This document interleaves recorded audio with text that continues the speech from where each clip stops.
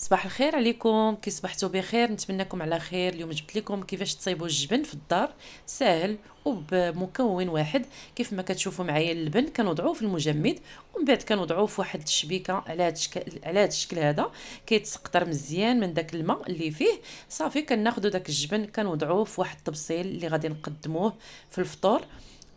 ومن بعد كناخذوا واحد شويه ديال الزيتون. هنا الا بغيتوا تضيفوا الملحه ممكن، انا ما ضفتش الملحه يعني بغيتو هكا طبيعي. صافي درت شويه ديال الزيتون الاسود كيف ما شفتوا، شويه ديال الزيت البلديه، وغادي نرش شويه ديال الزعتر اللي كيكون مطحون. صراحه كيجي لذيذ بزاف، كنتمنى تجربوه وغادي يعجبكم انا متاكده.